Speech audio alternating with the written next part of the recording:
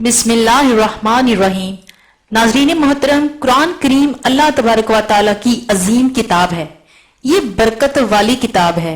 इसकी आयतें मोमिनों के लिए शिफा हैं। इसके एक एक हर्फ में 10-10 नेकियां अल्लाह ने मुकर्रर फरमाई हैं। कुरान करीम दुनिया और आखिरत की परेशानियों का इलाज है और रहमतों का खजाना है। लेकिन इस अजीम रहमत वाले खजाने से माला माल होना हो तो पहले सच्चे दिल से बिस्मिल्लाहिर्रहमानिर्रहीम पढ़ो, फिर इस खजाने को खोलो और ज्यादा से ज्यादा अल्लाह की रहमतों को हासिल करो। जब कुरान करीम जैसी अजीम किताब बगैर बिस्मिल्लाहिर्रहमानिर्रहीम पढ़ने के नहीं खुलती तो दूसरे जायज काम की बरकतें बगैर बिस्मिल्लाहिर्रहमानिर्रहीम के कैसे हासिल हो सकती हैं। हजरत उस्मान बिन अफ़्फ़ान रजी अल्लाह ताला अन्हु ने रसूल पाक सल्लल्लाहु अलैहि वसल्लम से बिस्मिल्लाहिर्रहमानिर्रहीम की निस्बत सवाल किया। आप सल्लल्लाहु अलैहि वसल्लम ने फरमाया, ये अल्लाह ताला का नाम है। अल्लाह ताला के बड़े नामों और इसमें इस कदर नजदीकी है जैसे आंख की स्याही और सफेदी में। तफसीर इब्ने अबी हातिम। जाबिर बिन रजी अल्लाह ताला अन्हु फरमाते हैं, जब ये आयत बिस्मिल्लाहिर्रहमानिर्रहीम उतरी, बादल मशरिक की तरफ से छुट गए, हवाएं साकिन हो गई, समंदर ठहर गया, जानवरों ने कान लगा लिए, शयातीन पर आसमान से शोले गिरे और परवरदिगारे आलम ने अपनी इज्जत और जलाल की कसम खाई और फरमाया कि जिस चीज पर मेरा ये नाम लिया जाएगा इसमें जरूर बरकत होगी। इब्ने मसूद रजी अल्लाह ताला अन्हु फरमाती हैं कि जहन्नुम के 19 दारोगों से बचना चाहते हो तो बिस्मिल्लाहिर्रहमानिर्रहीम पढ़ा करो। इसके भी 19 हरूफ हैं। हर हर्फ हर फरिश्ते से बचाव बन जाएगा। इब्ने अतिया ने बयान किया है, कुछ ऐसी जगह हैं जहां पर बिस्मिल्लाहिर्रहमानिर्रहीम पढ़ना हराम है, जायज ही नहीं है। हर इंसान जहां चाहता है पढ़ लेता है। कुछ लोगों की ऐसी आदत बन जाती है कि वो हर काम करने से पहले बिस्मिल्लाहिर्रहमानिर्रहीम पढ़ते हैं। तो कुछ ऐसी जगह भी हैं जहां बिस्मिल्लाहिर्रहमानिर्रहीम नहीं पढ़नी चाहिए, जहां पर अगर इंसान बिस्मिल्लाहिर्रहमानिर्रहीम पढ़ेगा तो वो गुनाहगार होगा। बिस्मिल्लाह का पढ़ना ऐसी जगहों पर, ऐसे मुकामात पर जायज ही नहीं है। अब आप ये समझ लीजिए कि कौन से मुकामात पर बिस्मिल्लाहिर्रहमानिर्रहीम पढ़ना चाहिए और किन मुकामात पर नहीं पढ़नी चाहिए। नाज़रीन मोहतरम, आपने भी सुना होगा कि हर काम शुरू करने से पहले बिस्मिल्लाहिर्रहमानिर्रहीम पढ़नी चाहिए, क्योंकि बिस्मिल्लाहिर्रहमानिर्रहीम के मायने हैं कि अल्लाह के नाम से शुरू जो बड़ा मेहरबान और निहायत रहम वाला है। यानी हम काम को जो शुरू कर रहे हैं अल्लाह के नाम से शुरू कर रहे हैं ताकि अल्लाह ताला हमारे इस काम में बरकत अता फरमा दे। बिस्मिल्लाहिर्रहमानिर्रहीम के फायदे भी बहुत हैं। अगर कोई इंसान किसी काम को करने से पहले बिस्मिल्लाह पढ़ लेता है तो अल्लाह तबारक ताला उसके इस काम में बरकत अता फरमाता है और ये सुन्नत भी है। और रसूल पाक सल्लल्लाहु अलैहि वसल्लम ने हमें बिस्मिल्लाहिर्रहमानिर्रहीम पढ़ने का हुक्म दिया है। अगर आप कोई भी नेक काम शुरू करने से पहले बिस्मिल्लाहिर्रहमानिर्रहीम अगर आप पढ़ लेंगे तो आपकी सुन्नत भी अदा हो जाएगी और इस पर आपको सवाब भी मिलेगा और इसकी बरकतें भी आपको मिलेंगी। इसमें आपका नुकसान भी नहीं होगा और अल्लाह पाक आपका खुद हामी और नासिर बन जाएगा।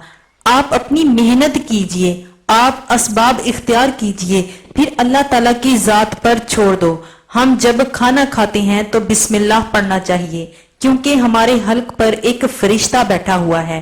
वो फरिश्ता अब अल्लाह से इजाजत मांग रहा है। हल्क में हमारी 2 नालियां होती हैं। एक नाली होती है जो सांस की होती है, एक नाली वो होती है जिससे रिज्क अंदर जाता है। ये दोनों नाली बिल्कुल बराबर होती हैं और दोनों का एक ही छेद होता है, लेकिन फिर वो अंदर जाकर अलग हो जाती हैं। अब आप ये सोचकर देखिए कि फरिश्ता यहाँ पर भी बैठा है और अल्लाह से हमारे हर लुक्मे पर पूछता है कि या अल्लाह पाक, इस लुक्मे को जिंदगी का सबब बनाऊं या मौत का बाइस बना दूं। अब अगर अल्लाह पाक की मर्जी होती है तो लुक्मा जिंदगी का सबब बन जाता है और अगर अल्लाह पाक की मर्जी नहीं होती है तो वो लुक्मा मौत का सबब बन जाता है कि इस नवाले को, इस लुक्मे को कहाँ ले जाना है। कुछ लोग ऐसे होते हैं کہ جب حرام کام کرتے ہیں، جیسے مثال کے طور پر اگر کوئی انسان جوا کھیل رہا ہے تو اس میں بھی بسم اللہ پڑھنا حرام ہے کہ اللہ کے نام سے شروع۔ اللہ نے کب کہا تھا کہ آپ جوا کھیلو؟ اللہ نے کب کہا کہ آپ شراب بیچو؟ اللہ نے کبھی نہیں کہا۔ اللہ نے کب کہا کہ آپ جھوٹ فریب مکر کرو؟ ایک شخص نے بڑی عالی شان منزل بنوائی اور اس پر لکھا ھذا من فضل ربی، اور شیطان نیچے بیٹھا رو رہا تھا۔ تو لوگوں نے پوچھا تو کیوں رو رہا ہے؟ تو اس نے کہا کہ دیکھو میں نے اس سے جھوٹ بلوایا، فراڈ کروایا، ہم نے اس کی بلڈنگ فراڈ سے بنوا دی اور یہ لکھ رہا ہے ھذا من فضل ربی۔ اللہ نے کہاں کہا تھا کہ جھوٹ بول کر کمانا؟ اللہ نے کہاں کہا تھا کہ ڈھونگ کرنا، فراڈ کرنا؟ تو مقصد یہ ہے کہ شیطان انسان کو ہر طرح سے بہکاتا ہے، تو اس لیے حرام کاموں سے پہلے ہمیں بسم اللہ الرحمن الرحیم ہرگز نہیں پڑھنا چاہیے۔